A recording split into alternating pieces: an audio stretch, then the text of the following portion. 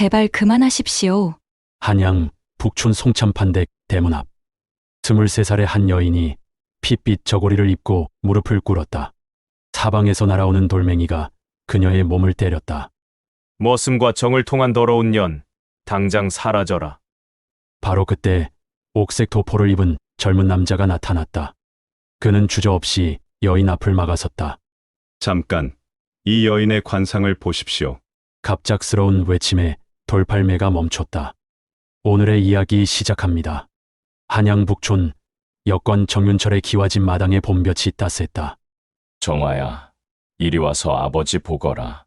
여권 정윤철이 18 딸을 부르며 미소 지었다. 정정화는 그전의 댕기머리가 아니고 곱게 빗어 올린 머리에 금비녀를 꽂고 다가왔다. 네, 아버지. 내일이면 내가 송참판댁으로 시집 가는구나. 아버지가 널 위해 준비한 것들이 있다. 정윤철이 서재 깊숙한 곳에서 묵직한 괴짝을 꺼냈다. 이 안에는 내가 훗날 어려울 때를 대비한 것들이 들어있다. 과천백미 유모에게 맡겨둘 테니 정말 힘들 때가 오면 찾아가거라. 아버지, 무슨 말씀이세요? 송참판댁은 한양에서도 손꼽히는 명문가인데. 정윤철의 눈빛이 깊어졌다. 정화야, 아버지가 역관으로 살면서 많은 사람의 운명을 봐왔다. 사람의 인생엔 반드시 큰 시련이 한 번은 온다. 그때를 위한 준비란다. 하지만 저는 복 있는 딸이라고 늘 말씀하셨잖아요. 그렇다. 너는 분명 큰 복을 타고났다. 하지만 그 복이 꽃 피기 전에 반드시 큰 비바람을 견뎌야 할 것이다.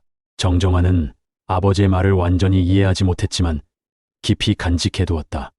송참판댁 대문이 활짝 열리고 화려한 가마가 들어섰다. 한양 최고 명문가의 홀레답게 온 동네가 구경 나왔다. 신랑 신부 모두 훌륭하구나. 송가의 장자와 정역관댁 영예 천생연분이로다. 혼례식장에는 한양에서 유명한 관상가 남곡 선생도 초대되어 있었다. 혼례가 끝난 후 남곡 선생이 신부의 얼굴을 유심히 살펴보았다. 어르신, 신부의 관상이 어떠하십니까? 송영규의 어머니가 기대에 찬 목소리로 물었다.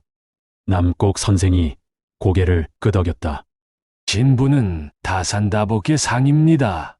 특히 귀한 아들 셋을 낳아 모두 높은 벼슬에 오를 것입니다. 정말입니까? 틀림없습니다. 입꼬리의 곡선이 완전하고 귀의 형태가 복을 담는 그릇 같습니다. 턱의 풍만함도 후덕함을 나타내죠.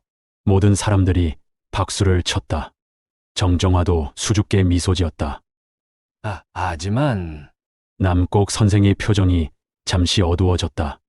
하지만 뭡니까? 큰 복이 오기 전에 큰 시련이 있을 것입니다. 이마에 희미하게 보이는 상처 자국, 억울한 일을 겪을 징조입니다. 시어머니가 불안해했다. 그럼 어떻게 해야 합니까?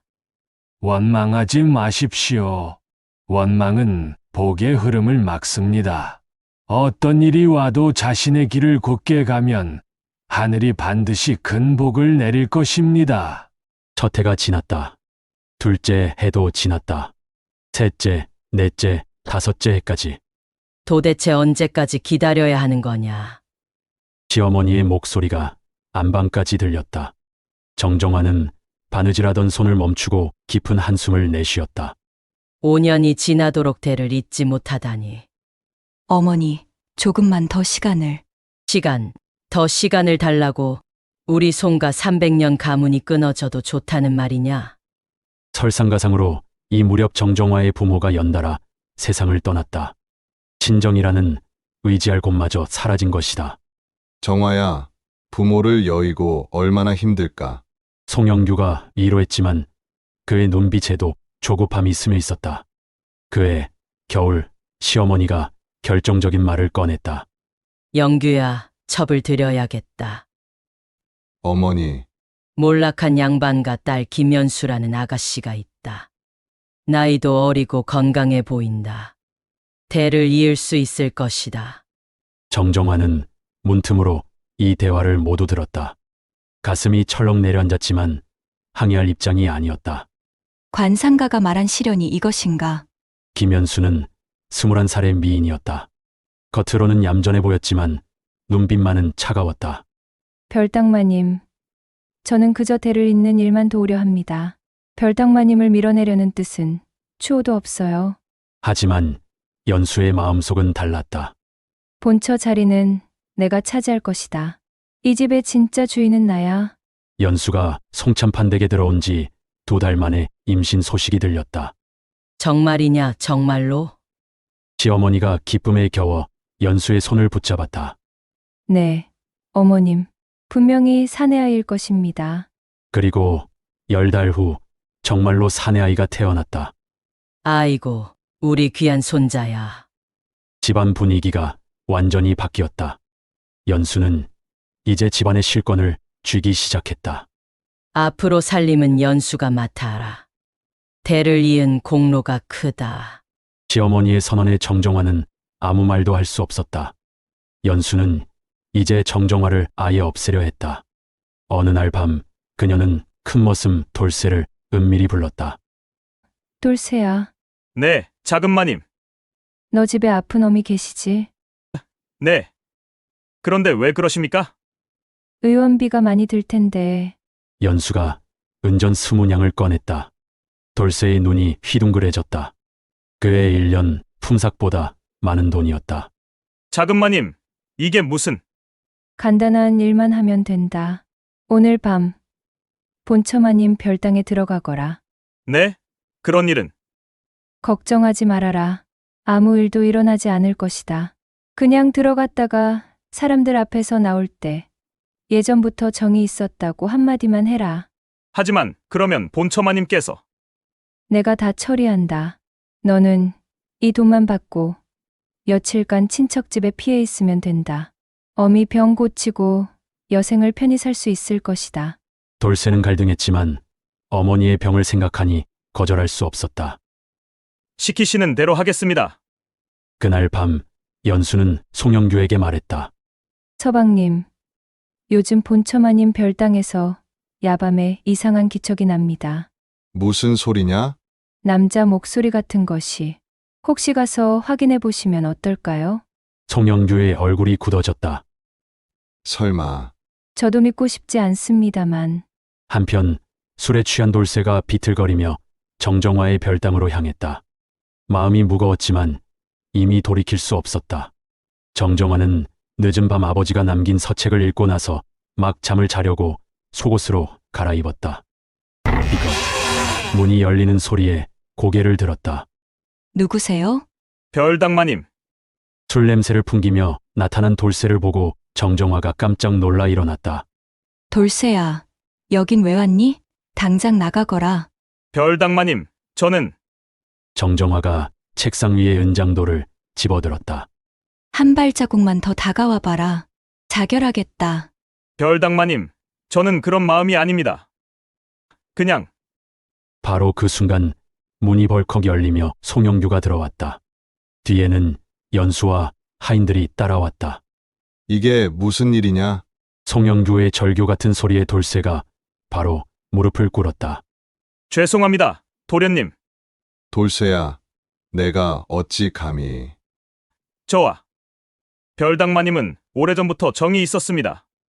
정정화가 경악했다. 무슨 거짓말을. 이 사람은 방금 들어왔어요. 이상한 말을 하고 있습니다.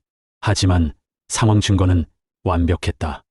밤중에 남자가 안방에 있고 여자는 속옷 차림이었고 그리고 남자의 자배까지. 송영규의 얼굴이 사색이 되었다. 정정화, 내가 정말. 아닙니다. 서방님, 믿어주세요. 이 사람은 지금 막 들어왔어요. 하지만 아무도 믿지 않았다. 다음 날 아침 급히 가족회의가 열렸다. 어머님, 정정화가 시어머니 앞에 무릎을 꿇었다. 관아에서 조사해 주십시오. 돌쇠가 왜 갑자기 그런 말을 했는지, 누가 시킨 건지. 조사. 시어머니의 얼굴이 차갑게 굳었다. 이미 온 동네에 소문이 퍼졌는데 무슨 조사냐? 체면이 먼저다. 그러면 돌쇠가 왜 생거짓말을 하는지 조사는 해봐야 하잖아요. 그만해. 송영규가 소리쳤다. 더 이상 변명하지 마라. 나는 나는 더 이상 널 두둔할 수 없다. 정정화의 마지막 희망이 꺾였다. 그럼 저는 어떻게 해야 합니까? 내일 아침 모든 친척들 앞에서 정리하겠다. 그날 밤 정정화는 홀로 별당에 앉아 오열했다. 아버지, 이것이 아버지께서 말씀하신 시련입니까? 이튿날 아침 송참판댁 대문이 활짝 열렸다. 정정화는 옷 두 벌과 아버지의 서책 몇 권, 어머니의 비녀 하나만을 보자기에 싸서 들었다. 이제 가겠습니다. 시어머니는 대꾸조차 하지 않았고 연수는 뒤에서 승리의 미소를 지었다. 대문을 나서는 순간 첫 번째 돌이 어깨를 강타했다. 흰 저고리에 붉은 피가 번졌다. 가문 망신시킨 더러운 년. 머슴과 정을 통하고도 뻔뻔하게. 대문 안쪽 친척들과 대문 밖 구경꾼들이 뒤섞여 돌을 던졌다. 마치 미리 약속이나 한 듯이. 두 번째 돌이 치맛자락을 찢었고 세 번째 돌이 옆구리를 쳤다. 정정화는 비틀거렸다. 제발 들어보십시오. 어젯밤 일은 정말로 하지만 아무도 듣지 않았다. 네 번째 돌이 이마를 스쳤다. 눈앞이 어찌래지며 보자기가 반쯤 풀렸다. 은장도 손잡이가 드러났다. 사랑채에서 송영규가 나와 이 광경을 바라봤지만 그저 고개만 돌릴 뿐이었다. 다섯 번째 돌이 났고 빠르게 날아왔다. 정정화는 피할 힘조차 없었다. 아버지, 이제 정말 끝인가요? 바로 그 순간 옥색 도포가 시야를 가로질렀다. 20대 중반 정도로 보이는 젊은 선비가 두 팔을 벌려 정정화 앞을 막아섰다. 돌이 그의 이마를 스쳤고 피가 흘렀다. 또 다른 돌이 등을 때렸지만 그는 꿈쩍하지 않았다. 잠깐, 모든 분이 들어보십시오. 낯선 남자의 단호한 목소리에 사람들이 잠시 조용해졌다. 저는 남곡 선생의 제자 김도윤입니다. 관상을 업으로 하는 사람으로서 말씀드립니다. 관상, 남곡 선생의 제자라고? 사람들이 웅성거리기 시작했다. 남곡 선생은 한양에서 가장 유명한 관상가였으니까. 도윤이 정정화의 얼굴을 자세히 살폈다. 이 여인은 귀인의 상입니다. 무슨 소리냐? 머슴과 간통한 여자가? 도윤의 목소리가 더욱 힘차졌다. 눈빛을 보십시오. 맑고 흩어짐이 없습니다. 억울한 일을 당해도 흩어지지 않는 기운이죠. 미간의 상처도 보십시오. 자국이 곧게 남았습니다. 판단이 곧고 의지가 강하다는 증거입니다. 무엇보다 이분은 다산다복의 상이 뚜렷합니다. 사람들이 조금씩 관심을 보이기 시작했다. 입꼬리의 곡선, 턱의 풍만함, 귀의 형태를 보십시오. 세 아들을 낳아 모두 높은 벼슬에 오를 상입니다. 그런데 왜 머슴과? 지금의 상처와 소문이 이 큰 흐름을 꺾을 수는 없습니다. 도윤이 확신에 찬 목소리로 계속했다. 이분은 지금이 가장 낮은 자리일 뿐, 앞으로 큰 복을 누릴 분입니다. 하늘이 큰 복을 주기 전에 시험을 하는 것입니다. 증거도 없이 사람을 함부로 해치는 것은 하늘이 보고 있습니다. 이만 그치십시오.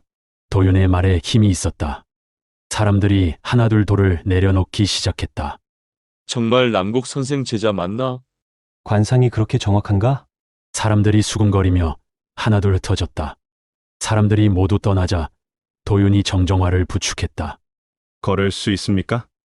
조금은 됩니다. 정정화의 목소리가 떨렸다. 제 집에 빈 방이 있습니다. 상처부터 치료합시다. 왜 저를 도우시는 겁니까? 도윤의 눈빛이 잠시 흔들렸다. 비슷한 일을 겪은 적이 있습니다. 김도윤의 집은 성내 안쪽 조용한 골목 끝에 있었다. 소박하지만 단정한 한옥이었다. 뜰에는 여러 약초가 자라고 있었고 사랑방에는 관상책과 사주책들이 가지런히 정돈되어 있었다. 여기서 당분간 몸을 추스르십시오. 상처를 치료하며 도윤이 조심스레 물었다. 정말로 그 일이 누명입니까? 정정화가 고개를 끄덕였다. 전부 거짓말입니다. 누군가 돌쇠를 시켜서. 그럴 줄 알았습니다. 어떻게 아시죠? 관상으로 보면 마님은 절대 그런 일을 하실 분이 아닙니다. 눈빛이 너무 정직하거든요. 정정화가 처음으로 희미하게 미소 지었다. 그런데 정말로 제 관상이 그렇습니까? 제가 관상으로 거짓말을 하지는 않습니다. 다만 상을 보는 것과 그것이 실현되는 것은 별개죠. 마음가짐과 행동이 중요합니다. 며칠이 지나 정정화의 몸이 어느 정도 회복되자 도윤이 자신의 이야기를 털어놓았다. 저는 원래 한양 북촌 김판서 대감집 차남이었고 올해 25입니다. 정정화가 놀란 듯 바라봤다. 그런데 어찌 제 어머니는 본처셨지만 첩의 질투와 모함으로 누명을 쓰게 되었습니다. 도윤의 목소리가 낮아졌다. 어머니는 억울함을 참지 못하시고 결국 스스로 목숨을 끊으셨습니다. 어머나, 그 후 아버지는 첩을 본처로 삼고 저와 형은 집에서 쫓겨났습니다. 형은 유랑하다 병으로 세상을 떠났고 저는 떠돌이 훈장으로 살았습니다. 그래서 마님을 봤을 때 그냥 지나칠 수 없었습니다. 어머니와 너무나 비슷한 상황이었거든요. 정정화의 눈가에 눈물이 맺혔다. 그럼 어떻게 관상을 배우시게 된 거예요? 3년 전 산길에서 쓰러져 계신 한 노인을 발견했습니다. 일주일간 간병해 드렸더니 알고 보니 그분이 바로 남곡 선생님이셨어요. 선생님께서 말씀하시길 사람을 먼저 살피고 이익을 나중에 두는가를 시험하고 계셨던 거라고 하더군요. 그 후 선생님이 저를 제자로 삼아 관상학과 사주학을 가르쳐 주셨습니다. 상은 사람을 살리기 위해 본다는 것이 선생님의 가장 큰 가르침입니다. 정정화가 조용히 말했다. 저도 관상을 배우고 싶습니다. 정말로요? 네. 아버지가 역관이라 한문은 할 수 있어요. 무엇보다 제 앞날을 제가 직접 확인해 보고 싶어요.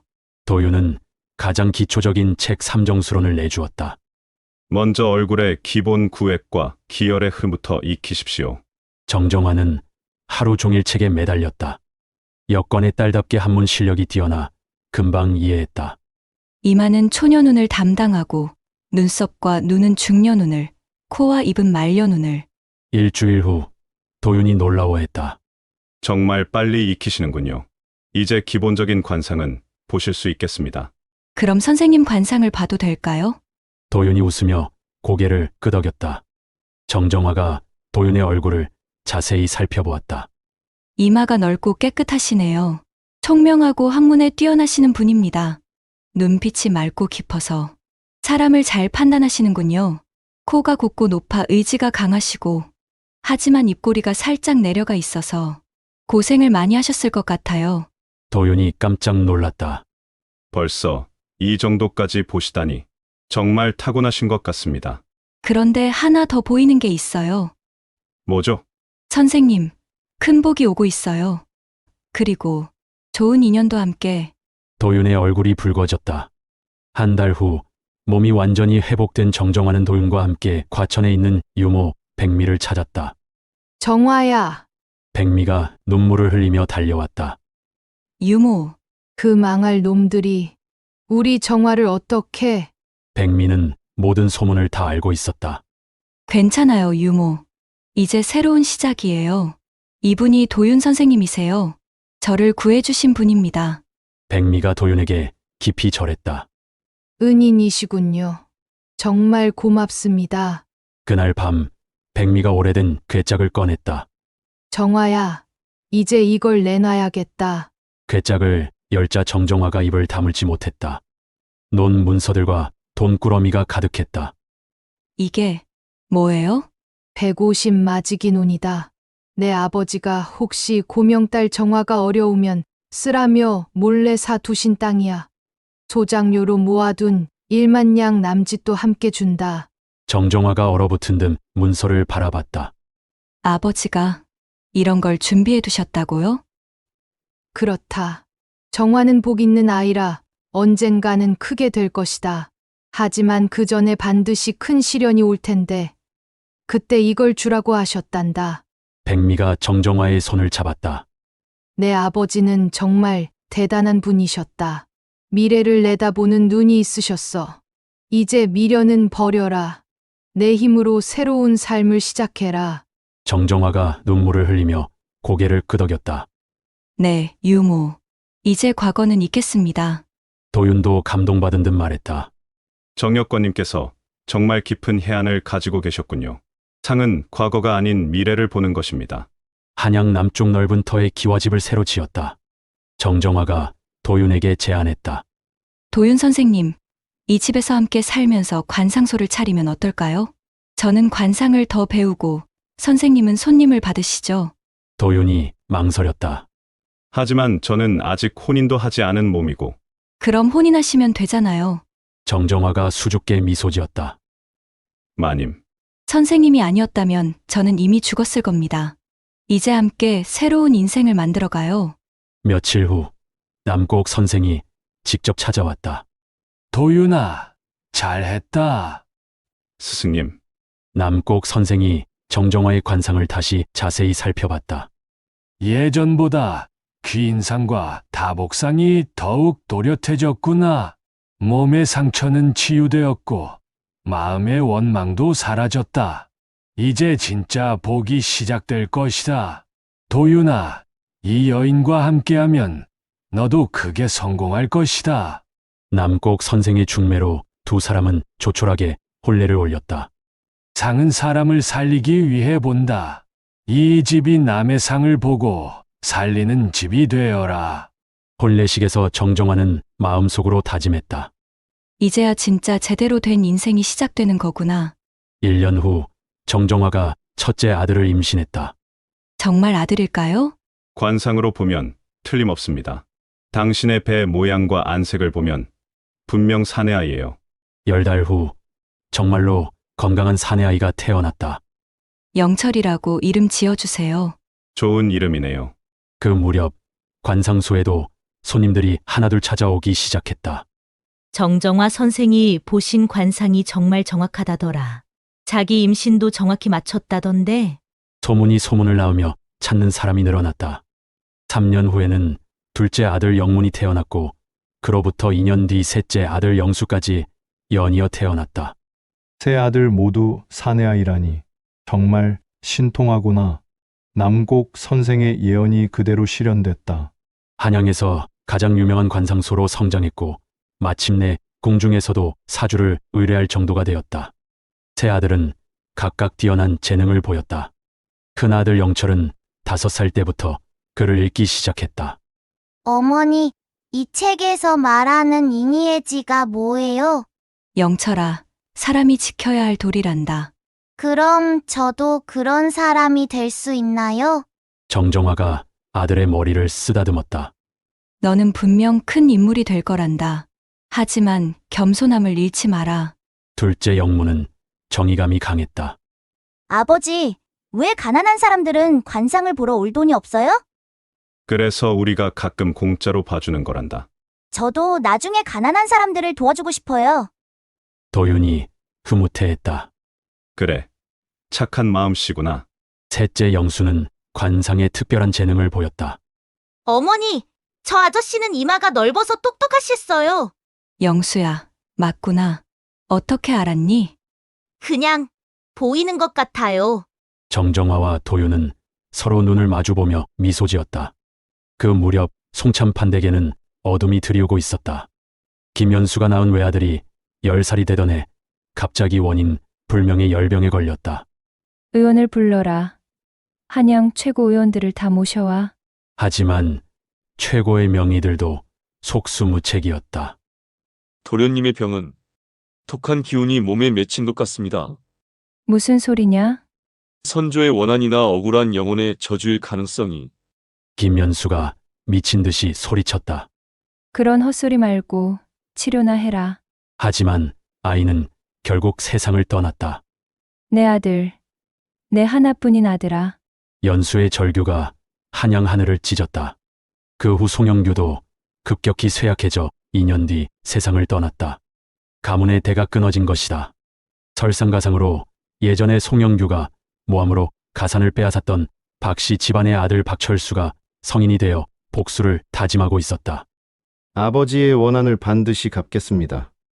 어느 어둠 속 송참판댁에 침입한 박철수는 김연수에게 복수의 칼을 겨눴다.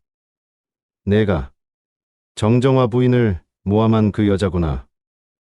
제발 살려주세요. 내 아버지의 억울함을 아느냐? 정부인의 억울함을 아느냐?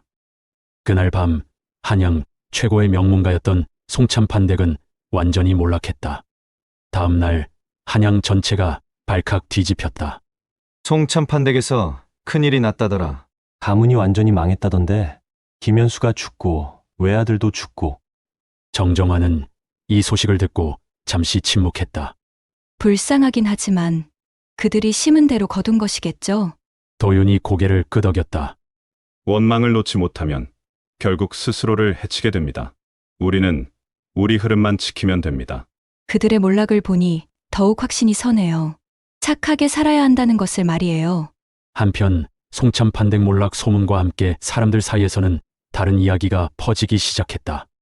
그러고 보니 정정화 부인 이야기 기억나니? 아, 10수년 전에 돌팔매 맞던 그분. 맞아. 그때 관상가가 나타나서 귀인상이라고 했잖아. 지금 보니까 정말 세 아들 모두 뛰어나다던데? 큰아들은 벌써 진사과에 급제했고 둘째도 총명하기로 유명하고. 그럼 정말 관상이 맞았단 말이야? 소문은 눈덩이처럼 커져갔다. 영철이 21살 되던 해 드디어 대과에 급제했다. 어머니, 아버지, 급제했습니다. 온 가족이 기뻐 어쩔 줄 몰랐다. 우리 영철이가 정말 관상으로 본 대로구나. 축하 인사를 하러 온 사람들로 집이 발 디딜 틈이 없었다. 정정화 부인의 관상이 정말 신통하다. 세 아들 모두 높은 벼슬에 오를 거라더니 벌써 첫 번째가 이뤄졌구나. 그 소문을 들은 궁중에서도 관심을 보이기 시작했다. 정정화라는 관상가가 있다던데 한번 불러보라. 예, 전하. 마침내 정정화는 궁중에 들어가 왕비의 관상을 보게 되었다. 마마, 대길하신 상이십니다. 특히 태자를 낳으실 징조가 뚜렷합니다. 정말이냐? 틀림없습니다. 1년 후 정말로 태자가 태어났다. 정정화의 명성은 하늘을 찔렀다. 영문이 23이 되던 해 그도 과거에 급제했다. 형님을 따라 저도 급제했습니다. 정말 자랑스럽구나. 영문은 지방관리로 나가 청렴결백한 정치로 백성들의 사랑을 받았다. 영문원님은 정말 백성을 사랑하는 분이다. 한 푼도 부정하게 받지 않으신다. 소문이 중앙까지 전해져 한성판윤으로 승진했다. 어머니의 관상 말씀이 또 맞았습니다. 둘째 아들까지 성공하자 사람들은 정정화의 이야기로 꽃을 피웠다. 영수는 15살 때부터 아버지를 도와 관상을 보기 시작했다. 아버지, 저분은 코가 약간 휘어서 중년에 한 번 어려움이 있을 것 같아요. 맞구나, 영수야. 정말 타고난 재능이구나. 저 아이가 보는 관상이 부모보다도 정확하다. 정정화 집안은 정말 관상가 집안이구나. 20살이 된 영수는 천재 관상가로 인정받았다. 큰아들 영철이 40이 되던 해 드디어 정승반열에 올랐다. 어머니, 정승에 임명되었습니다. 정말이냐? 정정화가 눈물을 흘렸다. 그 옛날 관상가의 말이 완전히 실현된 것이다. 둘째 영문도 한성판윤으로 백성들을 위해 헌신했고 셋째 영수는 부모의 뒤를 이어 최고의 관상가가 되었다. 정정화 부인의 관상이 완벽하게 실현됐다. 온 나라가 그녀의 이야기를 전설처럼 여겼다. 환갑을 넘긴 정정화와 도윤은 여전히 사람들의 상담을 받아주었다. 부인, 제 관상은 어떻습니까? 좋은 상이십니다. 하지만 기억하세요. 원망을 놓으면 귀인이 붙습니다. 흐름을 지키면 복이 머뭅니다. 상은 남을 살리는 데 써야 합니다. 집 대문 위에는 여전히 현판이 걸려 있었다. 상은 사람을 살린다. 상, 활애인. 마당에서는 손자들의 웃음소리가 끊이지 않았다. 할머니, 저도 관상 배우고 싶어요. 할아버지처럼 사람 도와주는 일 하고 싶어요. 정정화가 손자의 머리를 쓰다듬었다. 그럼 먼저 착한 마음을 기르거라. 상은 착한 사람이 봐야 정확하단다. 저녁이 되자 작은 등잔 아래 정정화와 도윤의 그림자가 길게 드리웠다. 당신 덕분에 새 인생을 살 수 있었어요. 아니요. 처음부터 부인에게 복이 있었소. 나는 단지 그것을 확인해 준 것뿐이요. 두 사람은 조용히 미소 지었다. 그 옛날 남곡 선생이 본 귀인상과 다복상은 원망하지 않는 마음 위에서 완벽하게 시연되었다. 그 복의 흐름은 이제 아이들과 손자들에게까지 이어지고 있었다. 진정한 복은 남을 원망하지 않는 마음에서 시작된다. 억울한 일을 당해도 원망 대신 자신의 흐름을 지키는 사람에게 하늘이 큰 복을 내린다. 관상이나 사주는 사람을 살리기 위해 존재하는 것이다. 이것이 조선 중종시대 돌팔매 맞던 여인이 관상 하나로 정승의 어머니가 된 놀라운 이야기였습니다. 세상이 아무리 매정해도 포기하지 마십시오. 하늘은 반드시 보고 계십니다. 원망 대신 희망을, 절망 대신 꿈을 품으십시오. 여러분의 인생에도 반드시 전환점이 올 것입니다. 구독과 좋아요로 응원해 주시고 여러분의 감상을 댓글로 들려주세요. 모든 분들께 큰 복이 찾아가기를 기원합니다.